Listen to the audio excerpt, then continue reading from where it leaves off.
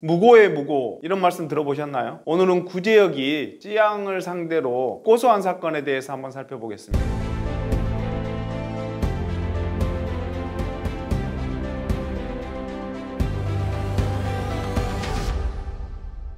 어제 유튜버 구제역이 쯔양을 상대로 징역 3년을 선고받고 법정 구속됐습니다. 관련했던 다른 유튜버들도 집행유예나 선고받은 사건이 있었는데요. 선고받기 직전 그 전날이죠. 구제역이 쯔양이나 쯔양 소속사 관계자들 변호사를 상대로 무고, 위증, 허위사실 유포에 의한 명예훼손, 또 무고나 위증 교사 이런 내용으로 고소장을 제출을 했습니다. 제가 살펴보고자 하는 것은 처음에 있었던 구제역이 쯔양을 상대로 공갈을 했다든가 협박했다든가 이런 내용을 살펴보고자 하는 건 아니고요. 오히려 구제역이 선고 전날인 2월 19일에 고소한 사건에 대해서 이 사건이 향후 어떻게 될 것 같은지 한번 예상을 해보려고 합니다.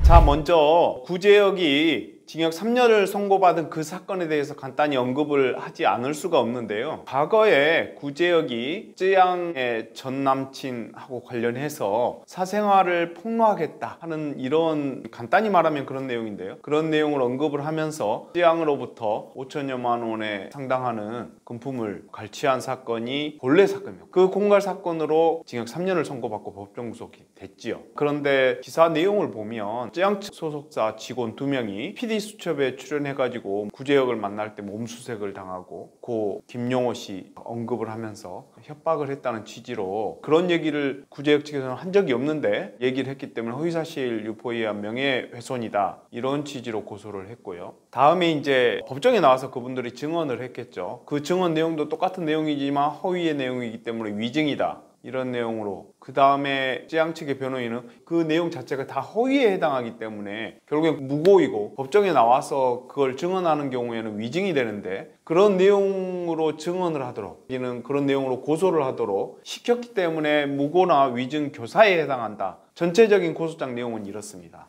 자, 이 사건 내용이 어떻게 진행될지 한번 예상을 해보겠습니다. 먼저 이 구제역 측에서 허위사실이라고 주장하는 그 모든 내용들이 대부분은 혐의가 인정돼서 어제 1심에서 유죄 판결을 했단 말이에요. 그런데 검사가 기소한 내용 자체가 허위사실이라는 측면에서 무고나 위증으로 고소를 했단 말이에요. 제가 검사할 때도 그랬지만 실제로 법원에서도 유죄가 난 상황에서 역으로 또 고소 들어오니까 허위 고소야 이렇게 판단하는 건 거의 힘들겠죠. 반대로 1심 판결문을 구체적으로 봐야 알겠지만 쯔양 측 소속사 관계자들이 이런 구제역의 고소장에 있는 증언 내용에도 그 사실이 포함되어 있고 그 사실을 유죄의 증거로 판단을 했다라고 한다고 하면 소속사 관계자들에 대해서 위증으로 판단하기도 쉽지 않습니다. 또 허위사실 유포에 의한 명예훼손, 이것도 입증하기가 쉽지는 않아 보여요. 왜 그러냐면 소속사 관계자들이 허위사실이라는 걸 명백히 인식을 하고 그리고 그거를 나는 이 사람에 대해서 명예를 훼손한다는 고의를 가지고 행동을 했어야 되는데요. 실제로 구제역 측을 만난 적이 있고 협박을 위한 내용이 아니었지만 그런 내용들이 있었다고 하면 이 쯔양 측 소속사 관계자들이 PD수첩에 나가서 이런 내용들을 얘기한 거는 명예훼손의 고의가 있다고 보기 어렵습니다. 오히려 형법 310조에 해당하는 공익목적으로 한 거기 때문에 위법성이 조각될 가능성이 매우 커요. 그럼 나머지는 구제역 측이 쯔양 측 변호사를 상대로 무고나 위증 교사로 고소를 했는데요. 구제역 측에서는 아마 선고를 하루 앞둔 시점에서 절박한 심정이거나 그런 측면에서 이런 고소를 결단을 했을지는 모르겠지만 본인 혐의에 대해서 이미 1심에서 유죄가 난 상황에서 쯔양 측의 변호인에 대해서 무고 교사나 위증 교사, 이거는 무고나 위증이 인정이 돼야 무고 위증 교사가 인정이 되는 건데 아까 말씀드린 대로 인정이 안 될 가능성이 크기 때문에 무고 위증 교사는 더 인정이 안 될 가능성이 크다. 더군다나 무고 교사 혐의를 받는 사람이 변호사라면 더 인정되기가 어려울 가능성이 큽니다. 무고 교사, 위증 교사는 뭐냐면 허위로 고소 내지는 허위의 증언을 하기로 전혀 마음 먹지 않고 있는 사람한테 너 이렇게 얘기를 해야 돼, 허위에 고소를 해야 돼. 이런 마음을 심어줄 때 무고교사나 위증교사가 인정이 되는데요. 변호사의 경우에 그 사건의 당사자로부터 내용을 듣고 그러면 이거는 공갈이 될 것 같습니다. 그 내용 그대로 증언하시면 될 것 같습니다. 이런 정도의 조언을 해주는 것만으로는 교사 혐의가 인정되기는 매우 어렵습니다. 구제역 측이 지금 쯔양 측을 역고소를 한 상황에서 이 사건이 어떻게 될지 예상을 해보면 방금 말씀드린 대로 대부분의 내용은 안 받아들여질 가능성이 크단 말이에요. 검사도 공갈 혐의가 인정된다고 판단을 하고 기소를 했고 1심에서 유죄까지 받은 상황이라 그러면 전체적인 행위 자체가 혐의가 있다고 인정이 된단 말이에요. 혐의가 있는 거를 없다고 또 무고로 고소를 한 상황이에요.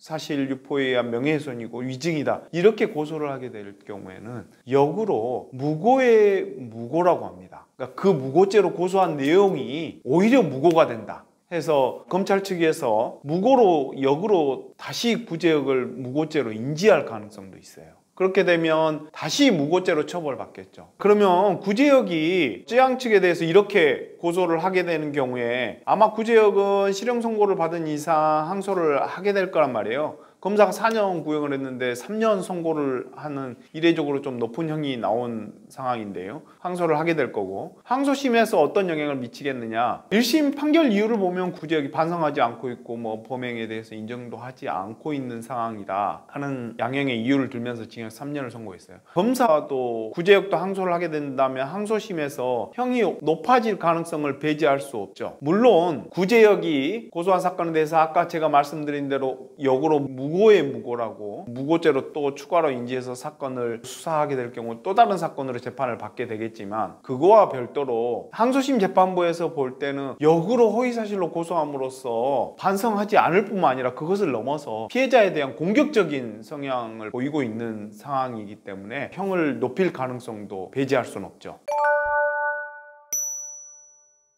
이 사건이 주는 시사점을 한번 보겠는데요. 최근에 유명 유튜버들 내지는 인플루언서들이 영향력이 사회적으로 큰 상황입니다. 그 인플루언서의 사생활이라든가 이런 걸 빌미로 이렇게 공격을 하는 경우에 법원에서 지금 징역 실형을 선고하고 법정 구속까지 한 상황이란 말이에요. 사이버 레카라고 하는 그런 유튜버들이 상대방들의 사생활이라든가 뒷 얘기들을 캐내면서 경제적 이득을 목적으로 하는 경우에 엄단에 처하겠다는 법원의 의지를 보여준 것으로 판단이 되고요. 경종이 될 판례가 되지 않을까 생각이 됩니다.